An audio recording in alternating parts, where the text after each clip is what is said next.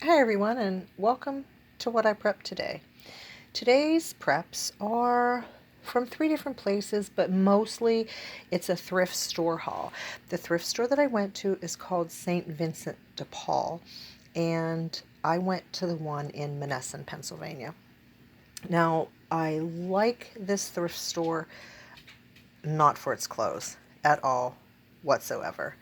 What I like about it is the book prices.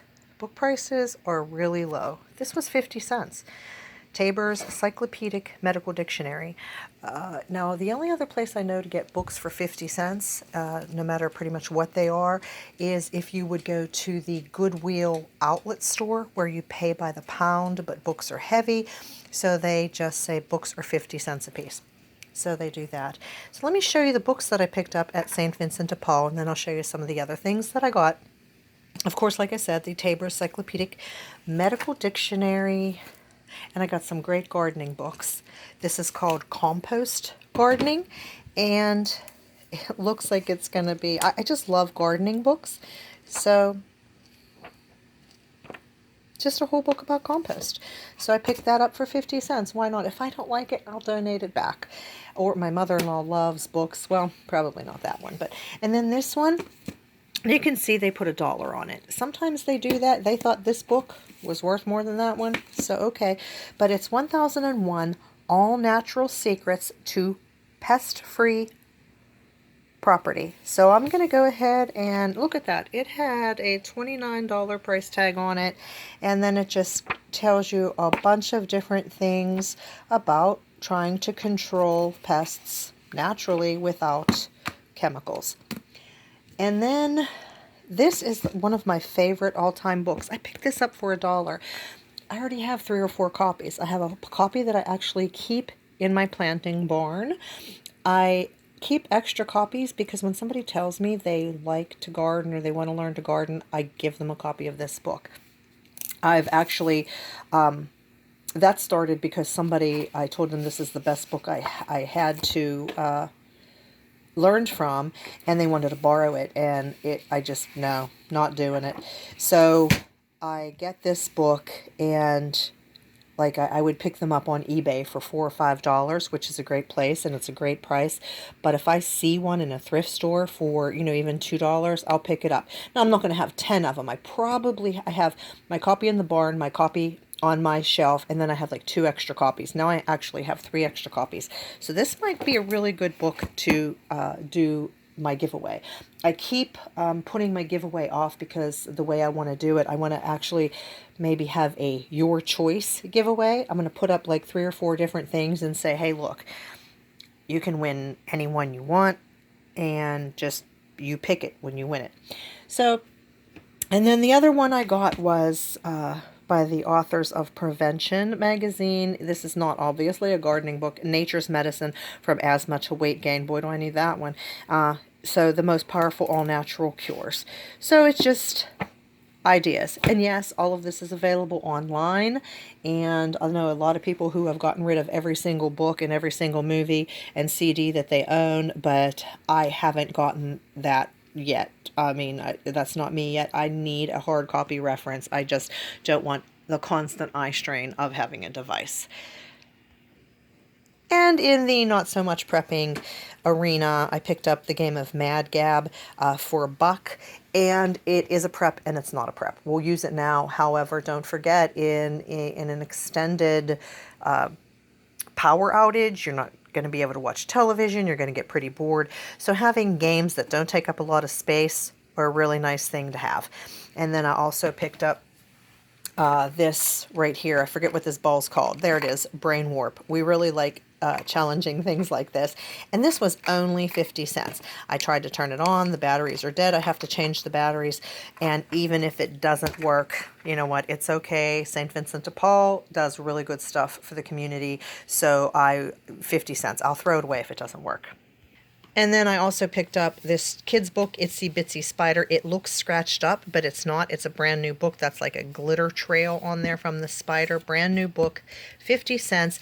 And this one I only picked up, I will look through it, but I actually picked this up for a friend of mine who does house estate sales and things. This was $1. It's the Anchor Hawking Fire King and More second edition identification and value guide. The value guide isn't as important, I feel, as the identification is. And I don't think there's any Pyrex in here, but there's that green, what is that, jade ware? That I really like that. But jadeite, that's what that's called. So yeah, I just picked that up for a friend, and I've actually seen some things on, auctions and that you could pick up pretty cheaply, but I don't know the prices. So I'm going to look through that book. But honestly, I don't have time to buy things just to resell. So I don't know if I showed you these before or not.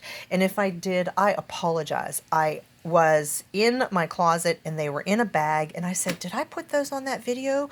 And I don't know if I did or not. But these Columbia size 7 shoes I got for Nick.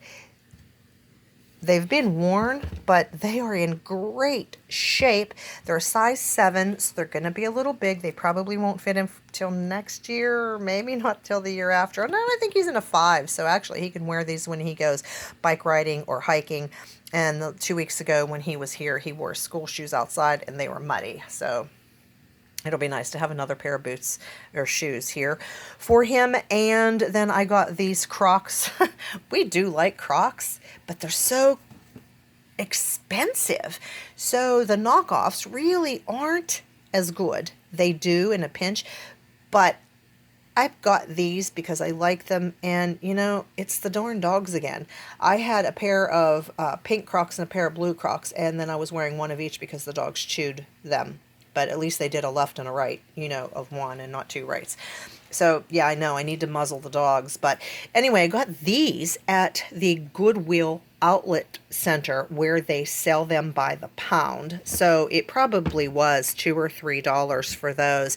But these are so light. I don't even really know, because you just put all your stuff in a pile and they weigh it and tally it up, and they will, if you ask them to, weigh an item by itself, so you can decide whether you specifically want that item or not. And then back to the St. Vincent de Paul's. I picked this up, Origami for Beginners, for $3, and I'm not going to keep the whole box. I'm just going to keep the books because they actually have a cardboard thing in there that takes up a lot of space.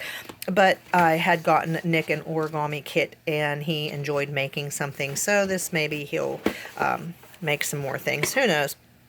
Now, these right here, I want to show you. When I walked into the Dollar Tree the other day, I was thinking, I really don't need too much, but I'll pick up a couple of things. You can always use hand sani. And they had movies. These are brand new movies, still shrink wrapped. They had a lot of Blu-rays, and, well, not as many Blu-rays as the regular DVDs. But here's a little selection of what they had, and I picked up quite a few for Sam. Those there, right there, those are all his. And then they had a lot of kids' movies. And when I went to, that's not a kids' movie, I guess. But when I went to the other Dollar Tree out at Mount Nebo, they had different movies. So when I went to the Dollar Tree in Bell Vernon, Pennsylvania, they had a lot of the same, like they had 10 of those, 10 of those, 10 of those, maybe 5 of another. But at some point you realize that they only had maybe 15 or 20 different movies. So it seems like when they bought them, they didn't bother separating them, so each store would have a different selection. So then when I went to the Mount Nebo Dollar Tree, they had even different ones. So if you go to your Dollar Tree and you don't like their selection of DVDs, if you don't do only digital now, just go to another Dollar Tree, because they will probably have a wider selection. And then this was $0.25. I know it's a Minion, but I bought that because we have a family member who is a Minion person. So the last thing I want to show you is how I stored those 1500 oxygen absorbers. You know that I like my Sterilite stackers, the modular stackers. 2 of these will stack on one of the larger ones, and so I started actually getting these and then the ones that are half this size that come up to there. And I like these. They're locking lids, and if you recall, I said I wasn't sure if I was going to start putting my freeze-dried food in these instead of the larger ones, but I'm going to keep putting them in the larger ones. And then I thought about putting in, because my bucket source is running out, I thought I would put the other food like rice things that are in Mylar in these, and they don't have a seal. So the only other thing I could do is to maybe tape around the edge, but to me that's not vermin proof enough. It's not bug proof. It's not as mouse proof as a bucket with a seal.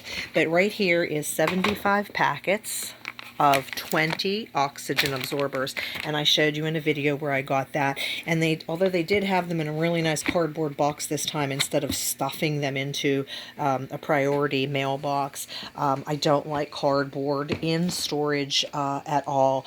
And I mean, I do have some, and my goal is to get rid of the rest of it. But yeah, these 1500 Mylar oxygen absorbers, 75 packs of 20, fit very nicely in this 30 quart, which is a 28 liter container.